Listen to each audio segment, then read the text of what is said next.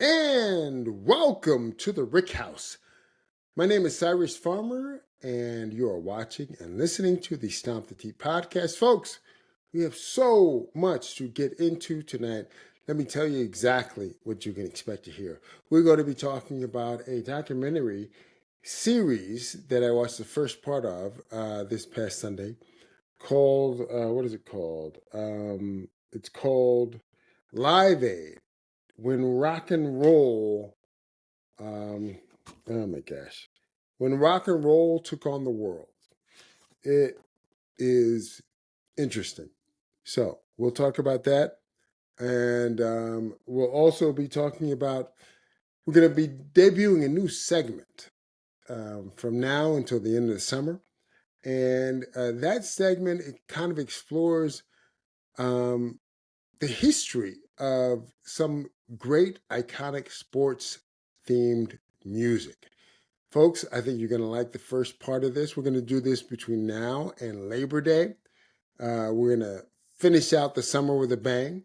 And the first segment of this deals with a musical piece called Heavy Action. And we'll tell you all about what that is and why you've heard it. And of course, we'll also be going over everyone's favorite segment. What are you drinking tonight? But first, folks, I don't know if you watch the news or not. I mean, generally, when I wake up in the morning, I watch the local news largely so that I can get the weather, see what's going on around town, so on and so forth. But for whatever reason, a couple of days ago, I was up earlier than normal. And I turned on SportsCenter, and they showed me the highlights of the summer league game between the Indiana Pacers and the Chicago Bulls. Folks, I think you know where I'm going here. Johnny Furphy, I believe is his name, had a dunk that literally has gone viral. Um, I have to tell you, Johnny Furphy, whom I've never heard of before. Furphy is spelled Furphy. Apparently, he's a second-year player for the Indiana Pacers, and he is from Australia. He's 20 years old. I'm sure he has a tremendous amount of talent. Who knows? But he actually performed a dunk over a member of the Chicago Bulls team, a young man named, I believe it's Noah Essingwai. Now, Noah, interestingly enough, is a first year player, from what I understand, but he is from France. And Noah is 18 years old. So, again, a 20-year-old versus an 18-year-old on a fast break. It's just amazing. The NBA gets younger and younger and younger and younger. It is unbelievable. Folks, I'm going to show you this clip. I'm going to pull it up on my phone. Now, those of you who are watching on YouTube, you're going to be able to see the actual clip. For those of you who are listening on Spotify, Apple Music, just look it up. You'll hear the audio, but look it up. It's worth watching.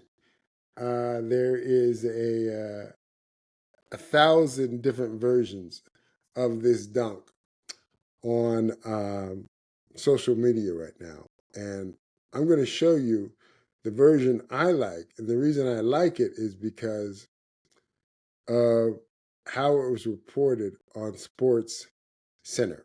So, without further ado, here is the clip of the now famous Johnny Furphy dunk.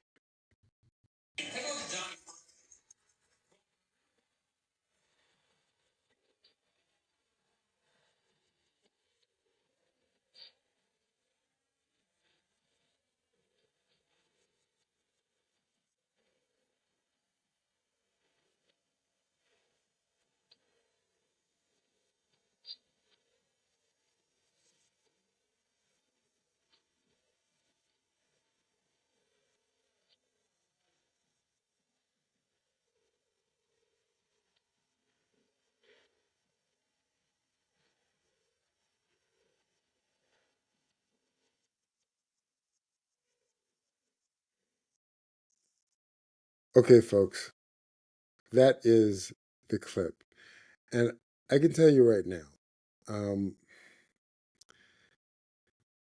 there is a huge problem for Noah Essenguy. Folks, I have 3 words for Noah Essenguy. Take the foul. You cannot get dunked on like that for any reason. Look, I've been trying to figure out what's actually worse.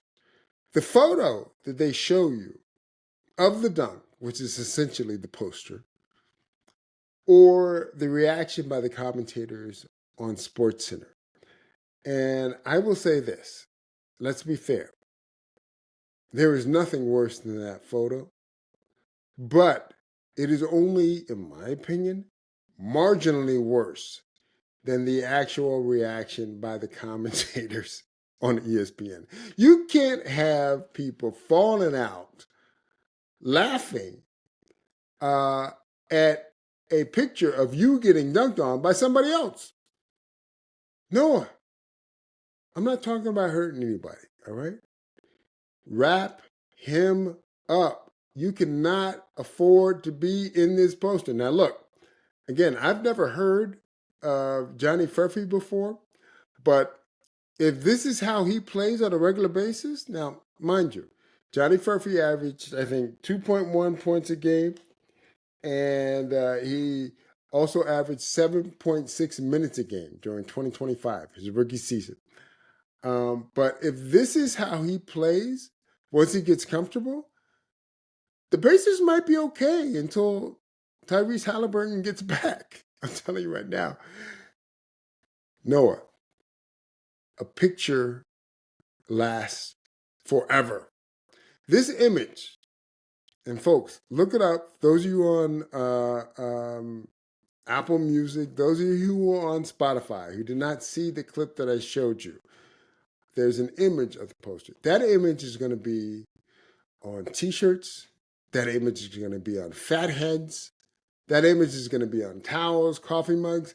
This image may last longer than either Johnny Furphy's or Noah Essenguy's career. That's how iconic the image is. You can't have it. You just can't have it. Noah, in the future. Noah might end up being a Hall of Fame player. He might end up having multiple championship wins. He might end up being a league MVP. Who knows? He's 18 years old. But he will never, ever, ever, ever escape this poster that Johnny Furphy put on him. So, for all of you out there in the future, again, we're not talking about hurting anybody, but you cannot be on that poster. Wrap them up. Commit the foul. Trust me, you'll thank me later. All right, I wanted to get that out of the way. And I also want to talk a little bit about the Open Championship. Folks, it begins hours from now. And I think you have to be pretty insane to bet on anyone to win the Open Championship outside of Scottie Scheffler or Rory McIlroy. Well, I can tell you right now, my official pick for this year's Open Championship winner will be Rory McIlroy. I think he's going to bookend the year by winning the first and the fourth majors of the season. Rory had a very good showing, as usual, in the Scottish Open last week. He's in the last group, loses by 2. If he makes anything on the back nine, he dominated the back nine the first 3 days of the tournament. I think he went something like 7 under over the first 3 days on the back nine. And of course, back nine on Sunday, Rory shoots even par. Fine. If he makes anything at all, he probably wins the tournament. But that's okay. This is a tournament that Rory doesn't want or need to win necessarily. He wants to win the Open Championship this week at Royal Portrush, next to his hometown. So I think that it's going to be an interesting Open. I'm looking forward to seeing what kind of shape the course is in. Rory is getting his driver in play, which I think is kind of the beginning, middle, and end for him as far as scoring is concerned. Once he's in play with his driver, everything else I think kind of falls into place, with the possible exception of his consistent putting, which he's never been a great putter. But, he does what he can. Now, I'm going to tell you right now, folks, and I'm going to be unabashed about this. The golfer I will be rooting for, I think Rory's going to win. And I could be wrong. Who knows? But the golfer I will be rooting for to win will be one Justin Rose. I mean, I would love to see Justin get a second major. He's been so close on a number of occasions. Obviously, losing 2 playoffs in the Masters does not help. And let's not forget, this is a golfer. Justin Rose is a Hall of Famer in my career. I think Justin Rose has a gold medal. I think he won the first Olympic gold medal in golf when it was reintroduced. I think that was the London Games. Justin Rose deserves to win an Open championship. I mean, he had an unbelievable, I think it was Royal Birkdale. Justin's like 17 years old, and he finishes top 5 for the tournament. He contended all week. I would love to see him actually cross this off his list of goals and accomplishments. I'm rooting hard for you, Justin. Who knows what will happen, but I would love to see you win. Additionally, I would really like to see Xander Schauffele defend his title and salvage what has been a very disappointing year by anybody's standards, especially, I think, Xander's standards. If Xander could find a way to pull it all together and go back to back in the Open Championship, this year will have been a real win for Xander Schauffele. I don't expect that to happen, but I'm rooting for Xander. And I would not mind seeing him win at all because Xander has done very little all year. And I'd like to see him back in the winner's circle. I'd like to see him compete consistently. I know he had the injury, but if you're Xander Schauffele, it comes down to 2 things. Are you going to be Mark O'Meara, who was a very good golfer and won the Masters and the British Open in 1998 and never won as a PGA player another major? Or are you going to be Ernie Els, who won tournaments, was a wonderful player, and also won, I think, 4 or 5 majors? He won 2 U.S. Opens, I believe. He didn't win the Masters, but I think he won 2 U.S. Opens, an Open Championship, a British Open, and probably one more in there somewhere. So who are you going to be, Xander? Are you going to be Mark O'Meara, or are you going to be Ernie Els? I'm really rooting for you to be Ernie Els. So let's see what happens. I can tell you right now that I really think that I don't know what to think of Scottie Scheffler right now. All I know is that whenever he tees it up, he usually contends, and it happens usually fairly quickly by Saturday. So let's see what happens by the time they get to the 3rd round. I don't know if there's any weather. I literally have not paid any attention to the run-up to the Open Championship. Bad job by me. But I don't know if there's any weather in the forecast. But I want to see what Royal Portrush looks like again. I want to see if Shane Lowry finds a little bit of magic and finds a way to contend. I want to see a whole bunch of things. But mostly, I want to see who's going to win this championship. Maybe it's J.J. Spawn. Could J.J. Spawn go back-to-back? Who knows? All right, folks, on to the show. CNN has produced a documentary series. It is called Live Aid When Rock and Roll Took on the World. Now, this series, I believe it's a 3-part series. It talks about the inception and all the challenges and everything that went into creating the iconic Live Aid concerts, which took place in Philadelphia and in London back in 1985, I believe. And they were broadcast globally.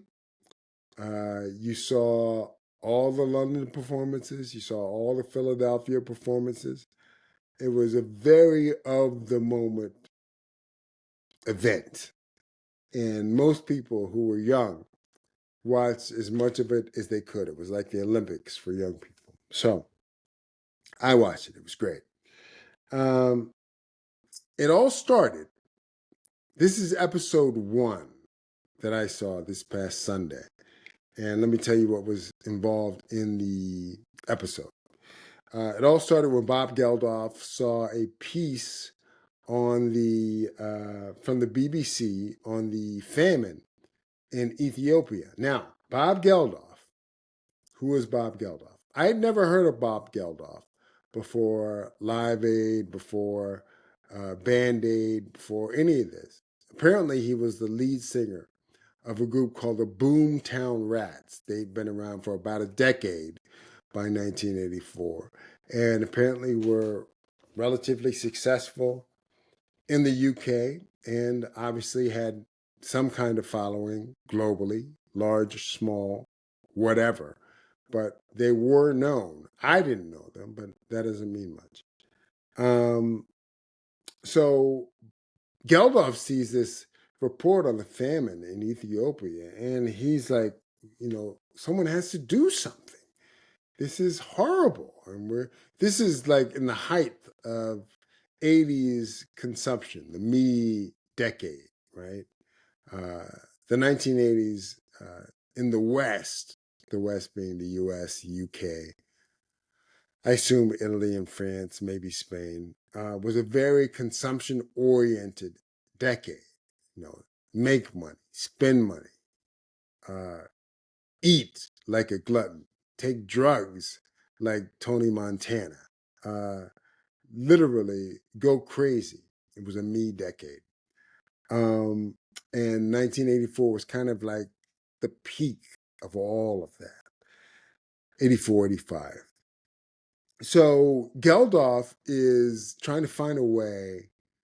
He sees this documentary in the fall, this piece on the BBC, and he's like, we all have to do something.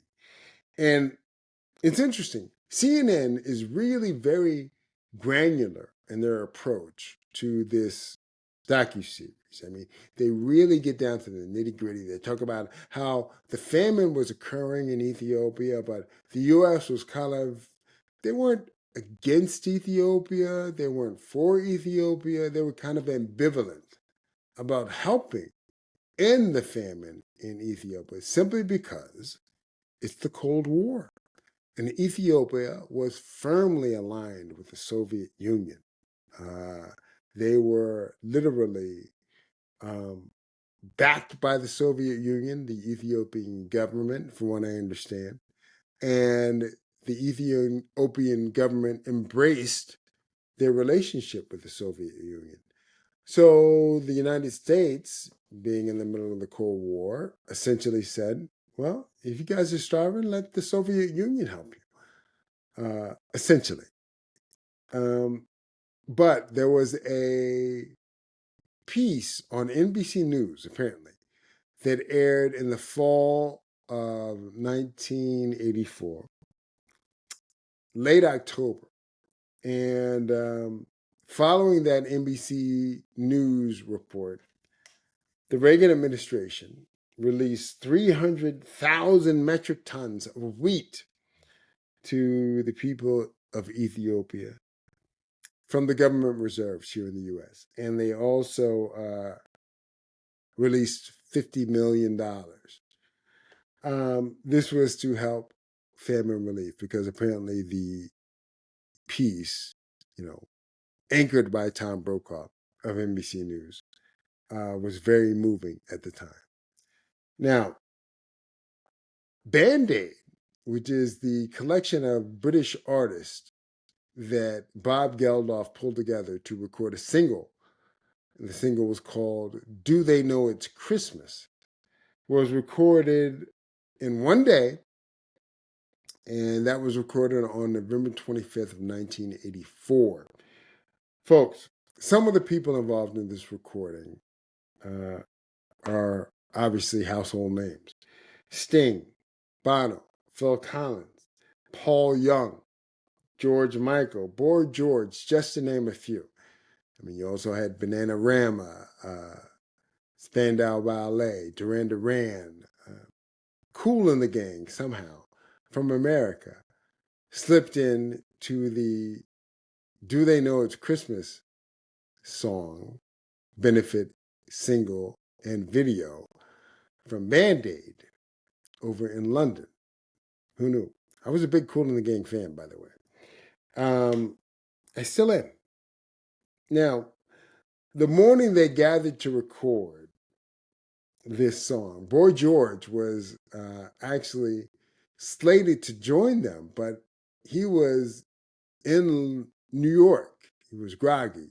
Geldof, I think, basically woke him up with a phone call basically saying, "Where are you?"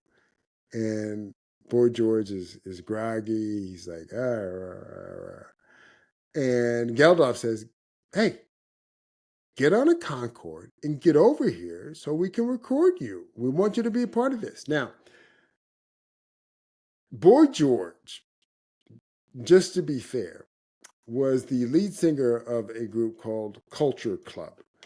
And they were very 80s, very of the era, much like Duran Duran and some of the other British pop bands. And the fascinating thing to me about this documentary is that they actually talk about putting Boy George on a Concorde to get over to London so that they can record with him.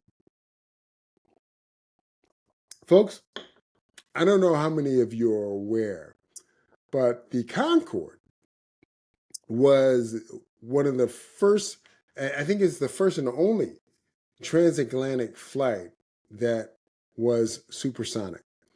The Concorde was a staple in the 80s, 90s, I think up to early 2000, where you could fly from New York to London in about 3 hours, give or take. Now, that flight normally would have taken like 7.5 hours on a regular plane, but the Concorde flew, the cruising speed was twice the speed of sound. And that was the big, really kind of the hook. The Concorde could get you up and down in less time than it took you to drive from, let's say, New York to DC. You could be in New York and get to London or vice versa in 3 hours and change. Go through customs and or not, and you're done. It's amazing what a revelation the Concorde was. And it's one of the examples, one of the few examples of an advancement in society that makes life so much simpler, but goes away for other reasons. Whether those reasons were environmental, whether those reasons were the cost of jet fuel or cost of keeping up the fleet, who knows? But you very rarely see an advancement like traveling transatlantic in half the time that it would take you to do so commercially go away. Now, the tickets were very expensive. The tickets, a round trip from New York to London, cost about $20,000 in today's money. It's a lot of money. I always wanted to take the Concorde. I'd heard about the Concorde my whole life. I always thought maybe one day I'll book a gig in London and they'll fly me over on the Concorde. Alas, It was not to be. Never happened. But I always wanted to take the Concorde. And I was a little annoyed when I found out they were suspending, AKA ending, the Concorde program when that happened a couple decades ago. But we move on. Anyway, back to the documentary. Now, they fly Boy George over, and everyone's doing their thing. You know, this docuseries, CNN does a great job of kind of setting the table about the history and the context about what was happening back then, so on and so forth. But I will be fair. It really starts to take off once they get to the recording of Do They Know It's Christmas. You see these great clips of everyone, and they're so young. Bono, Sting. I mean, they look like babies. George Michael. It's very interesting. And you know, there's this great story about Phil Collins kind of hanging out. Phil Collins brings his drum kit. You know, Phil Collins was a drummer, for those of you who don't know, lead singer of a group called Genesis. And he brings his drum kit, and they say in the documentary he's hanging out around 7 hours, just waiting to do any kind of recording. And once he sets up his kit and they say, Phil, you're on, he starts playing the drums. And all these stars, these British pop stars, they all start to come and gather and watch him play and record. And he says that's when he really started to feel the pressure. But, you know, talent usually rises, it doesn't fall. So if you have the talent, you just keep doing what you do, and people watch you do it. So that was awesome. They talk about Boy George swooping in to sing a couple of lines and then the chorus, essentially. And then he's like, what else is there? And he's like, no, we only need you for this little bit, Boy George, who, to be fair, was probably the biggest star in that room. Let's remember, it's 1984, right? Sting and the Police had recorded Synchronicity by then and released that. Duran Duran was a huge group. Bono and YouTube were kind of still like an underground or garage kind of band, relatively speaking. Paul Young was a well-established pop star, but none of them were Boy George and Culture Club. Culture Club was, as far as British pop is concerned, about as big as you can get in 1984. So it's funny because Boy George is probably the biggest star in that room, and yet you have George Michael there and Sting and Bono. Fascinating. Now, apparently, the Ethiopian officials, once the song is released, it raises a lot of money. Do They Know It's Christmas? And it's a big hit globally as well as in the UK. But people in Ethiopia weren't in love. While they appreciated the sentiment, they weren't in love with the title of the song. You have to understand, folks, according to this documentary, Ethiopia was, I think, the only African country that was never colonized. They're fiercely independent, very proud people, and also one of the oldest Christian countries in the world. So they hear this song, Do They Know It's Christmas? Like, what are you talking about? Like, we invented Christmas. I mean, it's like they are so apparently Christian that I think they took the song a little literally. And their reaction was a little muted about the title of the song and some of the lyrics. You know, one Ethiopian official says they being Geldof and his compatriots, they didn't do their homework. right? But you're trying to put together a song that's going to help people, and you don't always get everything right. You just try to get it out. Now, it's interesting because at the end of episode 1, they talk about Geldof traveling to Ethiopia about a month or so after the record is released. It's a big hit globally. He walks down among the people and the children. He was obviously concerned, I don't want to be holding any dead babies, so on and so forth. But he gets thrust, Bob Geldof, into this kind of position of being representative of caring, essentially, about famine in Africa and the people. And he meets Mother Teresa. He meets Margaret Thatcher. He has interchanges with both and many more. And you get the sense that after that album, that record is released, that single is released, and Geldof goes to Ethiopia to kind of go on the ground to see what's happening. And then he gets back. You get the sense that it all becomes a lot more real for Bob Geldof. He's like, I was just trying to help. I recorded a song, tried to raise some money. I'm still on the clock here. But to his credit, he shows up, and I remember in real time, he always seemed like a firm leader of this initiative, and that he had very few doubts. I didn't know anything. I was a kid. But he had very few doubts or misgivings, and he seemed like a real, why can't we do it kind of leader, which I will always give him credit for now and in the future. He did a great, great, great job, and he left a mark on the world. So that was episode 1. Let's see what happens in episode 2 and 3. I'm sure episode 2 deals with We Are the World, I'm sure.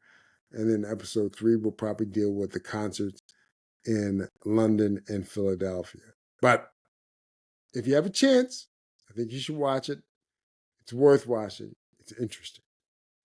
Now, let's talk about this new segment we're debuting. I don't have a title for this. I don't have a name for this. I should, but I can't think of one. But I want to talk about iconic sports theme music. And we've all heard any number of them. Why do I like iconic sports theme music?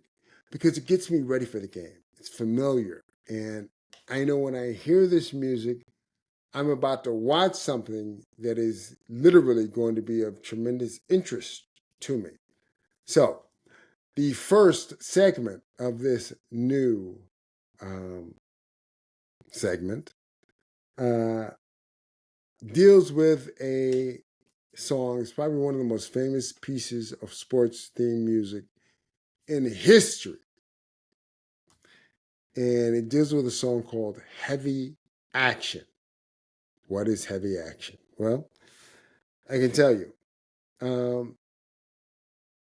Heavy Action was composed in 1970 by a musician named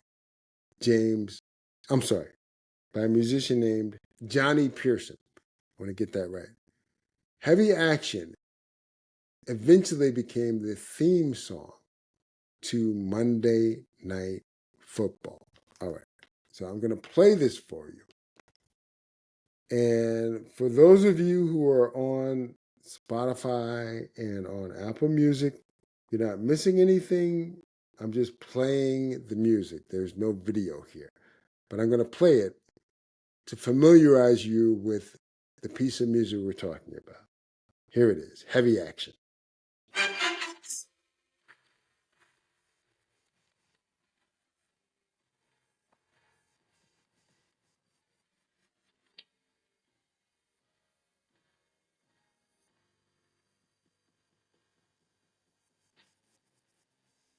Okay, so we all know that piece of music. To me, it is one of the greatest sports themed music in the history of music.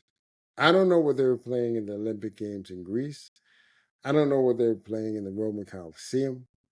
I don't know what they were playing during the first U.S. Open, first British Open.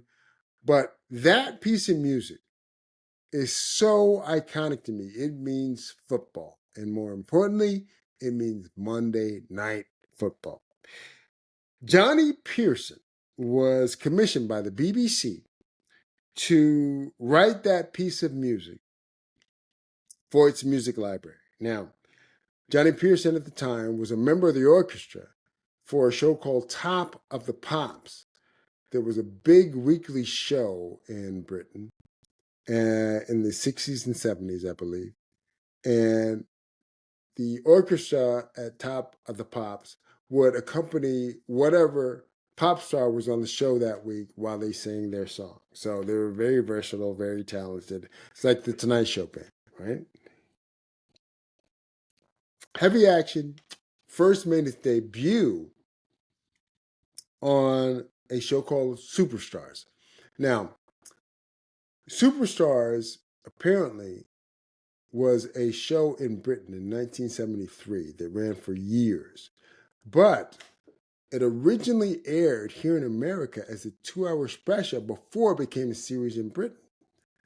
Now, throughout the late 70s, Superstars was a big ABC sports show.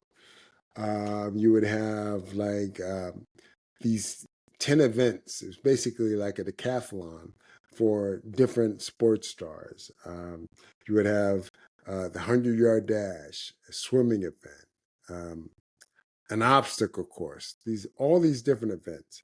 And different sports stars from different fields would all compete. And then eventually, here in America, they turned it into celebrities competing. They called it Battle of the Network Stars. And ABC would compete against NBC and CBS. So it was interesting. Now, ABC acquired the rights to this song, Heavy Action, during the 1975 football season. And this is really where it was introduced to America, because there was a man named Howard Cosell. Now, Howard Cosell, who is Howard Cosell? He's a legendary sports announcer, broadcaster, reporter, covered Muhammad Ali throughout his entire career, was part of Olympic coverage, was part of the original Monday Night Football cast and crew.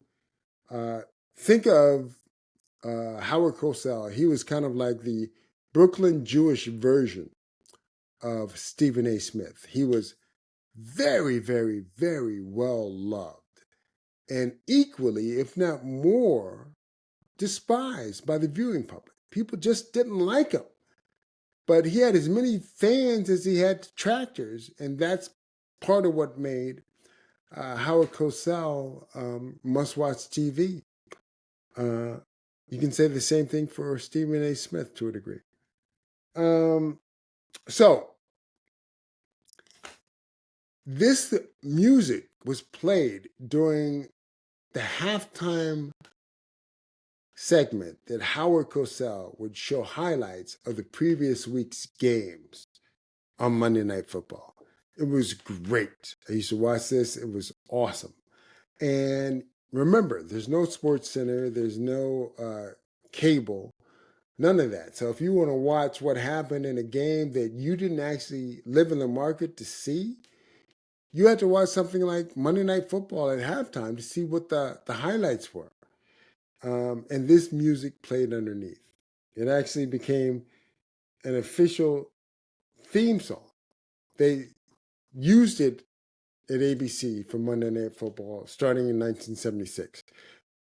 But it became the official theme song for Monday Night Football in 1989.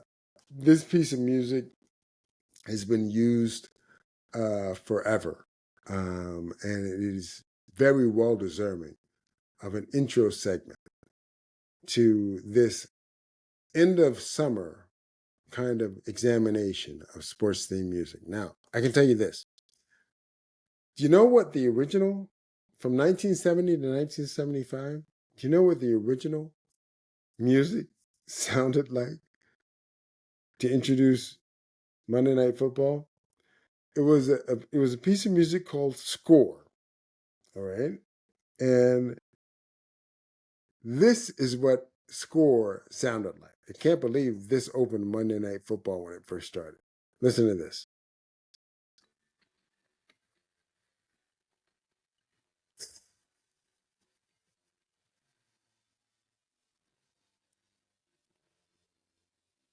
Yeah.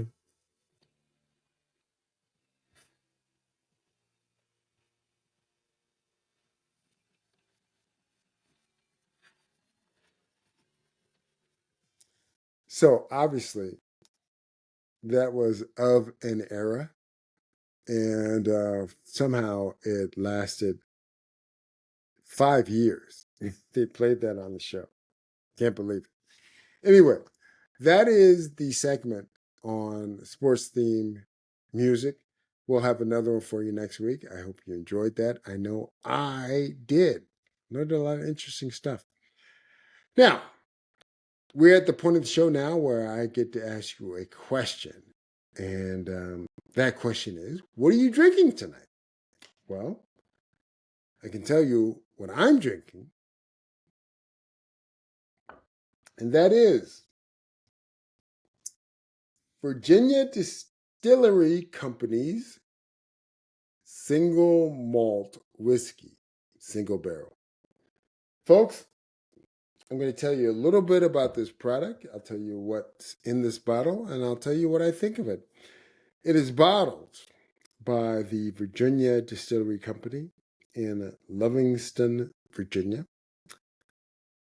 It is American single malt whiskey blended with Scottish single malt whiskey, and it's aged 4 years in ex-bourbon barrels, and then finished for a minimum of 1 year in port-style wine cask. Now, this is cask strength.